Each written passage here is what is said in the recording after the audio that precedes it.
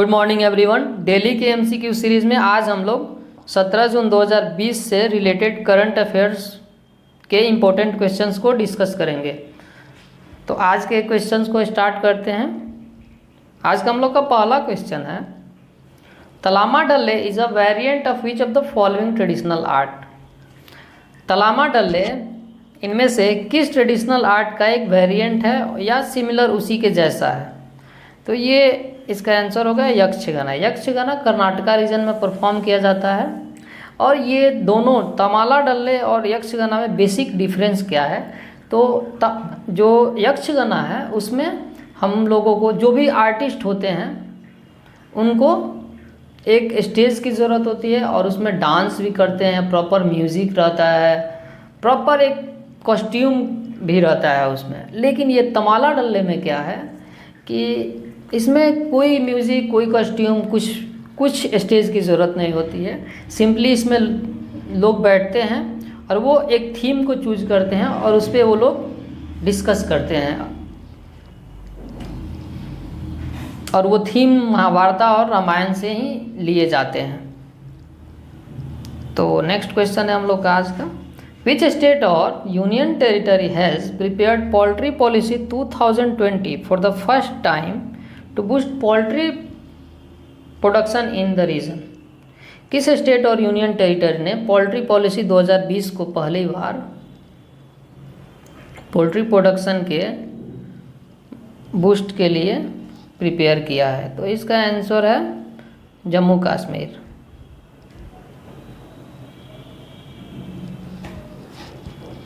जम्मू कश्मीर ने इसको लॉन्च किया है और इसमें 50 करोड़ रुपीस सब्सिडी एनुअली खर्च किए जाएंगे पोल्ट्री प्रोडक्शन के लिए। नेक्स्ट क्वेश्चन है हम लोग का, which country has announced jet zero plan to bring down aviation emission. किस कंट्री ने जेट जीरो प्लान को एविएशन इमिशन कम करने के लिए लॉन्च किया है। इसका आंसर है यूनाइटेड किंगडम। यूनाइटेड किंगडम ने इसको लॉन्च किया है ग्रीन हाउस इमिशंस को कम करने के लिए एविएशन सेक्टर से। और जो टोटल ग्रीन हाउस इमिशंस है उसका एविएशन सेक्टर जो है वो 2% पार्टिसिपेट करता है, मतलब उससे 2% भाग उसका जो भी है वो एविएशन सेक्टर से निकलता है। नेक्स्ट क्वेश्चन है हम लोग का, which zone of railway setup February आई। इसका आंसर है सेंट्रल रेलवे। सेंट्रल रेलवे ने इसको लॉन्च किया है छत्रपति शिवाजी टर्मिनल और लोकमान्य तिलक टर्मिनल पे।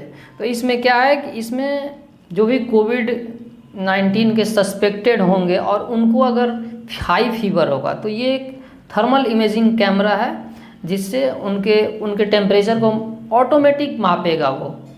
और ये कॉन्टेक्टलेस है, इसमें किसी भी आदमी की ज़रूरत नहीं है। तो इससे कोविड-19 को काफ़ी कम किया जा सकता है।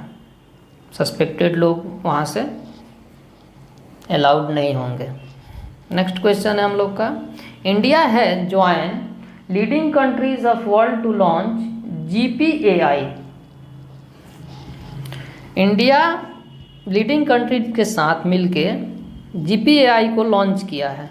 तो ये किस चीज़ से रिलेटेड है, बेसिकली हम लोग का क्वेश्चन ये है। तो ये आर्टिफिशियल इंटेलिजेंस से रिलेटेड है और GPAI का फुल फॉर्म है global partnership on artificial intelligence. इसमें इंडिया ने USA, UK, European union, Australia, Canada, France जैसे मेजर इकोनॉमी के साथ मिलके इसको लॉन्च किया है। इस पे क्या होगा कि आर्टिफिशियल इंटेलिजेंस पे पार्टनरशिप के लिए ये लोग अपना development, different type of expert इस पे अपना वर्क करेंगे। नेक्स्ट क्वेश्चन है हम लोग का, which state has announced complete lockdown in its capital and it's adjoining area. किस स्टेट ने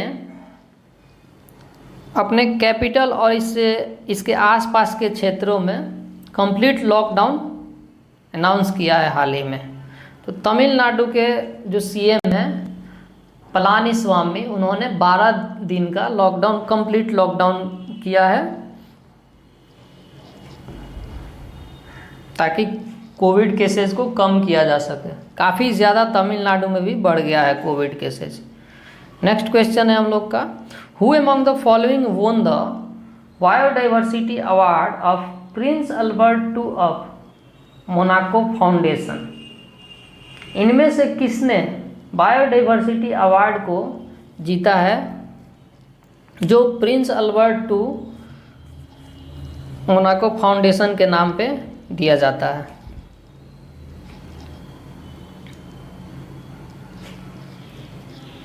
इसका आंसर है Deccan development society. Deccan development society ने इसको जीता है और ये इनको इसलिए दिया गया है कि ये इन्होंने डिग्रेडेड लैंड को, जो भी लैंड का डेजर्टेड हो रहा था, उसको इन्होंने रिस्टोर किया है और बायोडाइवर्सिटी के प्रमोशन के लिए ये सोसाइटी वर्क करती है। नेक्स्ट क्वेश्चन है हम लोग का, प्राइम मिनिस्टर मुखमेद केलई अविलगेजिल रिजाइन किए हैं, ये कहाँ के पीएम हैं? तो ये किर्गिस्तान के पीएम हैं और इन पे चार्जेस लगा है। इन्होंने, इनकी जो गवर्नमेंट थी वहाँ पे, वो रेडियो फ्रीक्वेंसीज को इलीगली सोल्ड किया है, इसलिए इन्होंने रिज़ाइन कर दिया है। अभी इन्वेस्टिगेशन इस पे चल रहा है और किर्गिस्तान का जो कैपिटल है वो बिश्केक में है। नेक्स्ट क्वेश्चन है हम लोग का, the 14th GST council meet headed by finance minister Nirmala Sitharaman was held recently virtually. Under which article of Constitution GST Council was formed? हाल ही में निर्मला सीतारमन में 40वां GST काउंसिल का मीटिंग किया और ये ऑनलाइन ही या वर्चुअली ही हुआ। तो हम लोग का क्वेश्चन है, GST काउंसिल को कॉन्स्टिट्यूशन के किस आर्टिकल के अंतर्गत फॉर्म किया गया है? तो ये आर्टिकल 279A के अंतर्गत फॉर्म किया गया है और ये GST काउंसिल का कॉन्स्टिट्यूशन, मतलब इसको पहली बार 2016 के सितंबर में कॉन्स्टिट्यूट किया गया था। और GST हम लोग को पता है कि 1 जुलाई 2017 को इम्प्लीमेंट हुआ था और इसमें डिफरेंट टाइप ऑफ स्लैब है जिसके हिसाब से टैक्स लगेगा। कुछ आइटम्स पे 0% टैक्स है, कुछ पे 5%, कुछ पे 12%, कुछ पे 18% और कुछ पे 28% है। लेकिन पेट्रोलियम प्रोडक्ट्स, एल्कोहलिक ड्रिंक्स और इलेक्ट्रिसिटी पे अभी ये GST लागू नहीं होगा। इस पे स्टेट गवर्नमेंट पहले जैसे था टैक्स स्ट्रक्चर, उसी के हिसाब से इस पे अपना टैक्स लगाएंगे। तो आज का हम लोग का इतना ही क्वेश्चन था। नेक्स्ट हम लोग कल मिलेंगे और आने वाले टाइम में हम लोग और भी बहुत सारा चीज़ लाने वाले हैं, तो जुड़े रहिएगा आप लोग। Thank you.